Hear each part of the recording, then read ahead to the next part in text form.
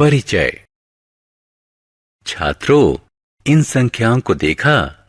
ये पूर्ण संख्याएं हैं। अब इन संख्याओं को देखो, ये ऋणात्मक संख्याएं हैं।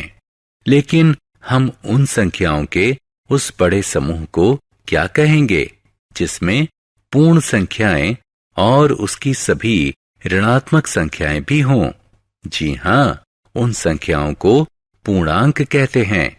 आइए पूर्णांकों के बारे में और विस्तार से जानें। उद्देश्य। इस पाठ के अंत में आप निम्न करने में सक्षम हो जाएंगे: पूर्णांक को परिभाषित करना, पूर्णांक के गुणधर्म बताना और पूर्णांक की संक्रियाओं को बताना। पूर्णांकों का गुणधर्म। छात्रों, यदि हम दो पूर्ण संख्याओं को जोड़ें तो योग क्या होगा? आइए देखें। रोहन के पास 6 गेंदें हैं। उसके मित्र सोहन के पास 5 गेंदें हैं। उनके पास कुल मिलाकर कितनी गेंदें हैं? जी हाँ, उनके पास कुल 11 गेंदें हैं। इस उदाहरण से हम देख सकते हैं कि दो पूर्ण संख्याओं का जोड़ भी एक पूर्ण संख्या होती है। हम देख सकते हैं कि पूर्णांक का जोड़ पूर्णांक ही प्रदान करता है। अतः पूर्णांक योग संक्रिया के नियम के सापेक्ष संवृत्त होते हैं। रीना को देखो, उसके पास 5 चॉकलेट्स हैं। यदि वो 3 चॉकलेट्स अपने भाई को दे देती है तो उसके पास अब कितनी चॉकलेट बचेगी? जी हाँ, आप सही हैं, उसके पास 2 चॉकलेट्स बचेंगी। इस उदाहरण से हमने देखा कि दो पूर्णांकों का व्यवकलन भी एक पूर्णांक होता है। अतः पूर्णांक व्यवकलन की संक्रिया के नियम के सापेक्ष संवृत्त होते हैं। सामान्य तौर पर किन्हीं भी दो पूर्णांकों को a और b के लिए a जमा b एक पूर्णांक होता है। इसी प्रकार किसी भी दो पूर्णांकों a और b के लिए a घटा b एक पूर्णांक होता है। पूर्णांकों का गुणधर्म। आइए अब एक दूसरे गुणधर्म को जानें। यह क्रम विनिमेयता का गुण है। यह 10 रुपए का नोट है। यदि हम इसमें 2 रुपए का एक सिक्का जोड़ दें तो हमें 12 रुपए प्राप्त होंगे। अब 2 रुपए का एक सिक्का लीजिए और इसमें 10 रुपए का एक नोट जोड़िए। हमें पुनः 12 रुपए ही प्राप्त होंगे। या हम इसे 10 जमा 2 बराबर 12 के रूप में लिख सकते हैं और 2 जमा 10 बराबर 12 भी। दोनों ही स्थितियों में उत्तर समान रहेगा। इसका अर्थ है कि पूर्णांकों को किसी भी क्रम में जोड़ा जा सकता है। अतः पूर्णांकों का योग क्रम विनिमेयता के नियम का पालन करता है। साधारणतः किन्हीं दो पूर्णांकों a और b के लिए हम कह सकते हैं कि a जमा b बराबर है b जमा a के।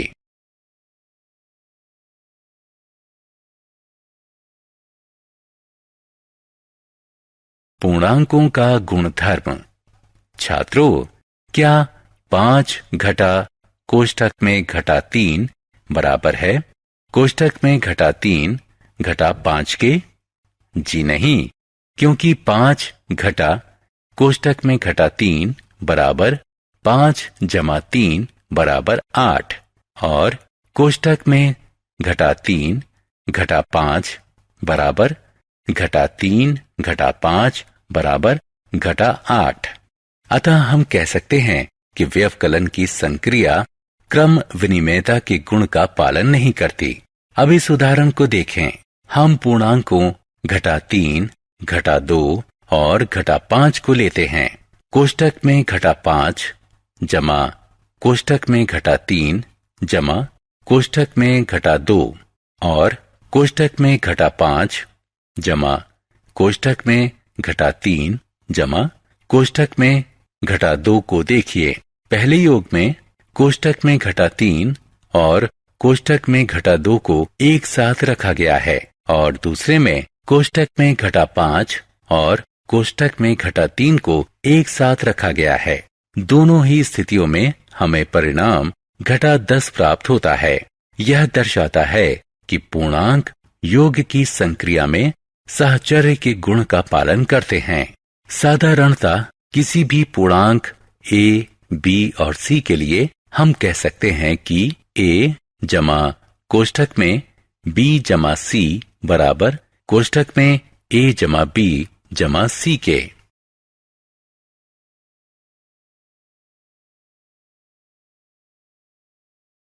योज्य तत्समक। योज्य तत्समक। जब हम शून्य को किसी पूर्ण संख्या से जोड़ते हैं तो हमें वही पूर्ण संख्या प्राप्त होती है। शून्य पूर्ण संख्याओं की एक योज्य तत्समक है। इसी प्रकार यदि हम शून्य को पूर्णांकों से योग करें तो हमें वही पूर्णांक प्राप्त होते हैं। साधारणतः किसी भी पूर्णांक के लिए a जमा शून्य बराबर a बराबर शून्य जमा a होता है। पूर्णांकों का गुणन। हम जानते हैं कि पूर्ण संख्याओं का गुणन पुनरावृत्ति योग होता है।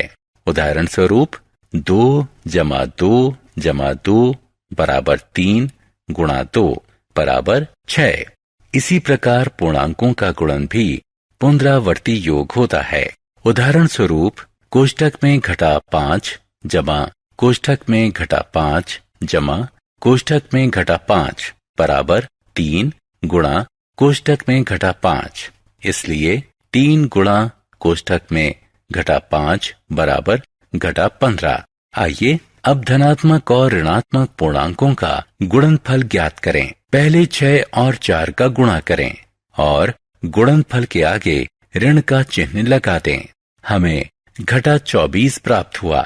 इसी प्रकार 5 गुणा कोष्ठक में घटा 4 बराबर घटा कोष्ठक में 5 गुणा 4 बराबर घटा 20। 2 ऋणात्मक पूर्णांकों का गुणन। 2 ऋणात्मक पूर्णांकों का गुणनफल एक धनात्मक पूर्णांक होता है। हम 2 ऋणात्मक पूर्णांकों को पूर्ण संख्या की तरह गुणा करते हैं। सामान्यतः किन्हीं भी 2 धनात्मक पूर्णांकों a और b के लिए कोष्ठक में घटा a गुणा कोष्ठक में घटा b बराबर a गुणा b। 3 या ज्यादा ऋणात्मक पूर्णांकों का गुणन। इन उदाहरणों को देखिए। पहले उदाहरण में 2 ऋणात्मक पूर्णांकों का गुणन हुआ है। दूसरे उदाहरण में 3 ऋणात्मक पूर्णांकों का गुणन हुआ है। तीसरे उदाहरण में 4 ऋणात्मक पूर्णांकों का गुणन हुआ है और चौथे उदाहरण में 5 ऋणात्मक पूर्णांकों का गुणन हुआ है। 3 या ज्यादा ऋणात्मक पूर्णांकों का गुणन। इन गुणनों से हमने देखा कि 2 ऋणात्मक पूर्णांकों का गुणनफल धनात्मक पूर्णांक है। 3 ऋणात्मक पूर्णांकों का गुणनफल ऋणात्मक पूर्णांक है। 4 ऋणात्मक पूर्णांकों का गुणनफल धनात्मक पूर्णांक है। हम देख सकते हैं कि पहले और तीसरे उदाहरण में गुणा किए गए ऋणात्मक पूर्णांकों की संख्या सम क्रमशः 2 और 4 थी। इसलिए 1 और 3 में प्राप्त गुणनफल धनात्मक है और 2 एवं 4 उदाहरण में गुणा किए गए ऋणात्मक पूर्णांकों की संख्या विषम थी। इसलिए 2 एवं 4 में प्राप्त गुणनफल ऋणात्मक पूर्णांक है। अतः हम कह सकते हैं कि गुणन में ऋणात्मक पूर्णांकों की संख्या यदि सम हो तो गुणनफल धनात्मक पूर्णांक होता है और यदि गुणन में ऋणात्मक पूर्णांकों की संख्या विषम हो तो गुणनफल ऋणात्मक पूर्णांक होता है। पूर्णांकों के गुणन के गुणधर्म।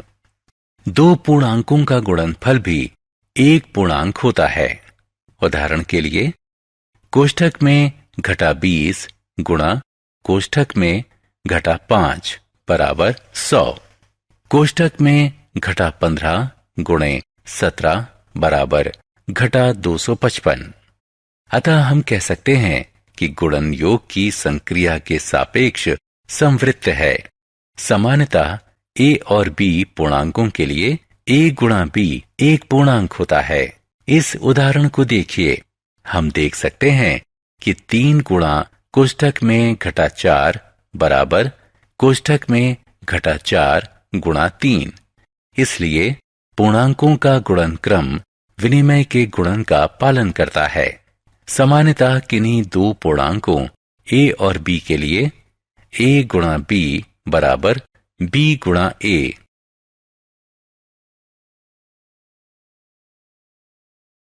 ऋणात्मक पूर्णांक और शून्य का गुणनफल शून्य होता है। उदाहरण स्वरूप कोष्ठक में घटा 3 गुणा शून्य बराबर शून्य होगा। शून्य गुणा कोष्ठक में घटा 4 बराबर शून्य होगा। घटा 5 गुणा शून्य बराबर शून्य होगा।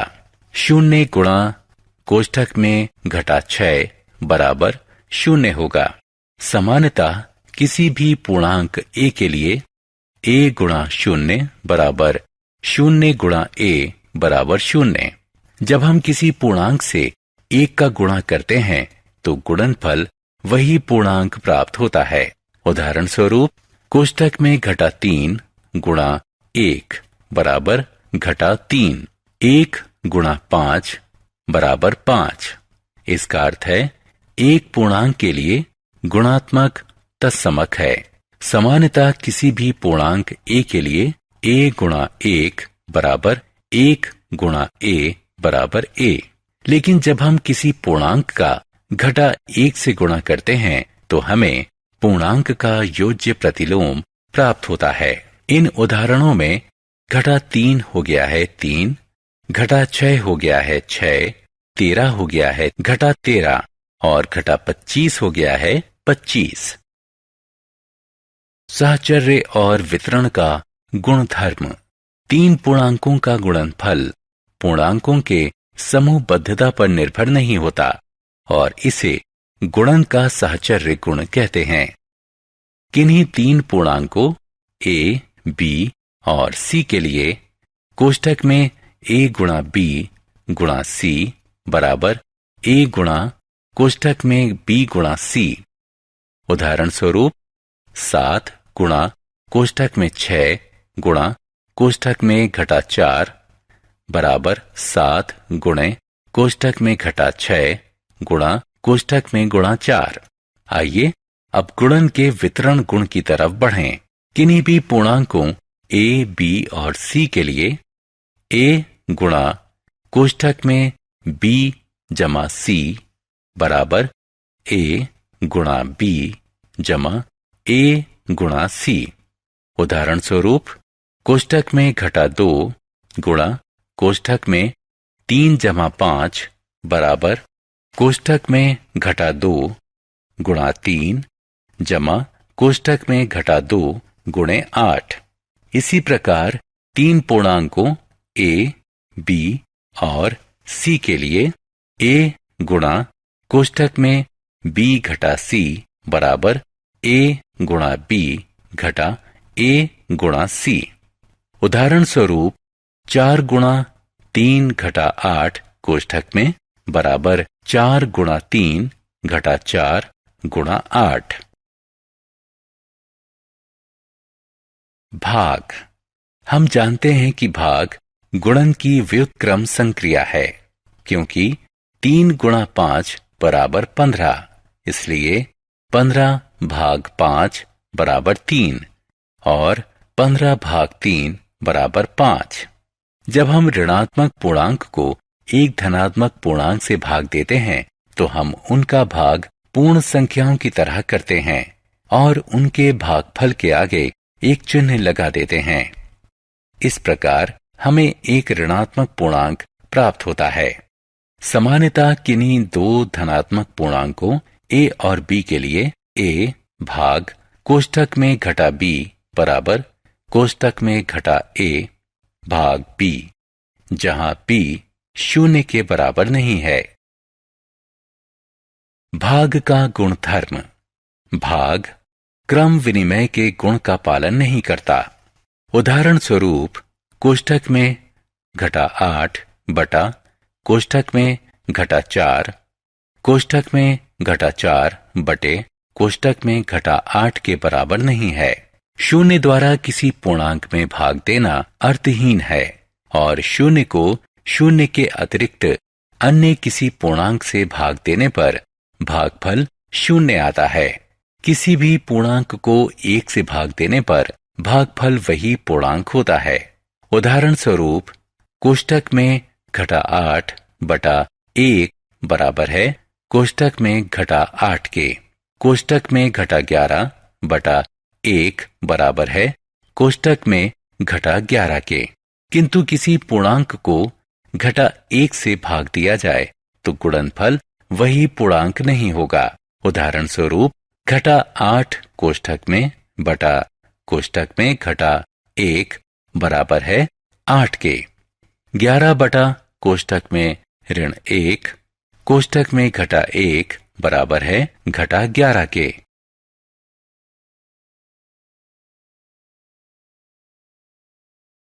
सारांश।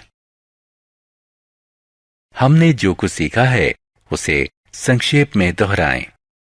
पूर्णांक संख्याओं का सबसे बड़ा संचयन है जो पूर्ण संख्याओं और उसकी ऋणात्मक संख्याओं के योग से बनता है। यदि a और b पूर्णांक हैं तो a जमा b और a घटा b भी पूर्णांक होंगे। यदि a और b कोई पूर्णांक हैं तो सभी पूर्णांकों a और b के लिए a जमा b बराबर b जमा a होगा। यदि a, b और c कोई पूर्णांक हैं तो सभी पूर्णांकों a, b और c के लिए a जमा b जमा c बराबर a जमा कोष्ठक में b जमा c होगा और c के लिए कोष्ठक में a जमा b जमा c बराबर a जमा कोष्ठक में b जमा c होगा। पूर्णांक शून्य के योग के सापेक्ष तस्मक है, यानी सभी पूर्णांकों a के लिए a जमा शून्य बराबर शून्य जमा a बराबर a है।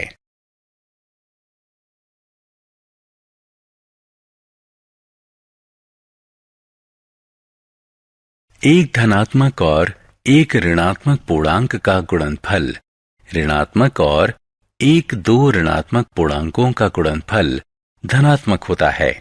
गुणन में ऋणात्मक पूर्णांकों की संख्या यदि सम हो तो गुणनफल धनात्मक पूर्णांक होता है और यदि गुणन में ऋणात्मक पूर्णांकों की संख्या विषम हो तो गुणनफल ऋणात्मक पूर्णांक होता है। यदि a और b पूर्णांक हैं तो a गुणा b भी एक पूर्णांक है।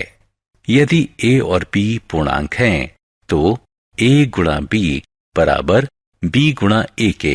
पूर्णांक एक पूर्णांकों के लिए गुणज इकाई है, यानी किसी पूर्णांक a के लिए 1 गुणा a बराबर a गुणा 1 बराबर a है। यदि a, b और c पूर्णांक हैं तो कोष्ठक में a गुणा b गुणा c बराबर a गुणा कोष्ठक में b गुणा c। यदि a, b और c पूर्णांक हैं तो किन्हीं भी पूर्णांकों a, b और c के लिए a गुणा कोष्ठक में b जमा c बराबर a गुणा b जमा a गुणा c है। जब एक धनात्मक पूर्णांक को ऋणात्मक पूर्णांक से भाग देते हैं तो प्राप्त भागफल ऋणात्मक होता है।